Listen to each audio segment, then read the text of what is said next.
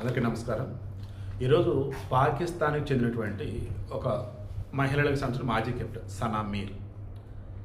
దానిని ఏమనాలంటే ఏమనాలో మీరే చెప్పండి. ఎందుకంటే అమ్మా తప్పు మాట్లాడావు, క్షమాపణ చెప్పమ్మంటే క్రీడల మధ్యలో రాజకీయాలు తీసుకొస్తారా అని అంటుంది. రాజకీయాన్ని తీసుకొచ్చింది ఆమె. ఇప్పుడు పాక్ ఆక్యుపైడ్ కాశ్మీర్ అని ఒకటి ఉంది. అదేంటి? కాశ్మీర్లో భాగం. ఐక్యరాజ్య సమితిలో ఇష్యూ ఉంది, ద గ్రేట్ జవహర్లాల్ నెహ్రూ పుణ్యమాని.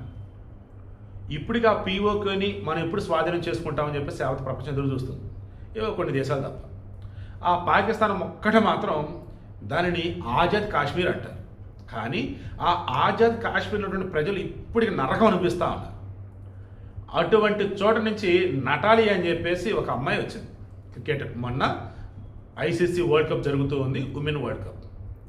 దెన్ బంగ్లాదేశ్కి పాకిస్తాన్కి మ్యాచ్ జరుగుతున్న మూమెంట్లో నటాలి అనే అమ్మాయి గ్రౌండ్లోకి దిగుతున్న మూమెంట్లో తాను ఎక్కడి నుంచి వచ్చిందో తెలుసా? ఆజాద్ కాశ్మీర్ నుంచి వచ్చింది అంటూ అసలు ఎవరు ఊహించినటువంటి ఆ వర్డ్ని యూజ్ చేసింది. నిరసన వ్యక్తం చేశారు. తప్పు చేసి క్షమాపణ చెప్పంటే దీనికి క్షమాపణ చెప్పాలా? నేనేం తప్పు చేశాను? అవును, ఆజాద్ కాశ్మీరే. ఆజాద్ కాశ్మీర్ కాబట్టి ఆజాద్ కాశ్మీర్ అన్నా. అక్కడ చాలా సౌకర్యాలు అసలు ఏమీ ఉండవు. అక్కడి నుంచి వచ్చి మరి ఈరోజు ఇట్లా గొప్ప ఎదిగింది అని నేను చెబితే దానికి గర్వపడాల్సింది పోయి నన్ను తప్పు చేసిన అంటారా? నేను తప్పు చేయడానికి క్షమాపణ చెప్పను అంటారు. దెబ్బకి ఈ సనా మీర్ ఎవరైతే ఉన్నారో ఇక కామెంట్ నుంచి ఫస్ట్ తొలగించారు. ఓవరాల్గా అన్నప్పుడు ఇంకా ఏం చర్యలు తీసుకుంటారంటే తెలియదు. ఈవిడ మెయిన్ ఇంటెన్షన్, గతంలో కేసీఆర్ ఒక మాట అన్నాడు, ఆంధ్రుల గురించి తప్పుగా మాట్లాడుతూ ఇక్కడున్న తెలంగాణను రెచ్చగొడటం కోసం లంకలో పుట్టినయాన్ని అంటూ రాక్షసులే అని చెప్పడం కోసం ఆంధ్రాలో పుట్టిన వాళ్ళంతా కూడా తెలంగాణకు వ్యతిరేకులు అని చెప్పేసి చెప్పడం కోసం పదం వాడాడు. అలా ఇప్పుడు ఈ పాకిస్తాన్ సంబంధించి మన క్లారిటీగా ఉన్నాం. ఏ రకంగా?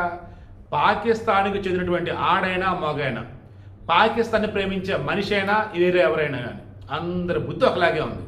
ఏంట్రా బుద్ధి అంటే భారతదేశానికి వ్యతిరేకంగా మాట్లాడాలి, పాక్ ఆక్యుపైడ్ కాశ్మీర్ ఆజాద్ కాశ్మీర్ అనాలి, ఏదో ఒక విధంగా ముస్లింలు రచ్చగొట్టి పబ్బం గడుపుకోవాలి. ఇది వాళ్ళ బతుకు. ఇంకా మీలో ఎవరన్నా పాకిస్తాన్ ఇష్టపడే ఎవరైనా ఉంటే మీ కుటుంబం జాగ్రత్త, మీరు జాగ్రత్త. ఈ పాకిస్తాన్ ఇష్టపడే వాళ్ళు మీ చుట్టుపక్కల ఎవరైనా కనుక ఉంటే వారితో మీరు కూడా జాగ్రత్త.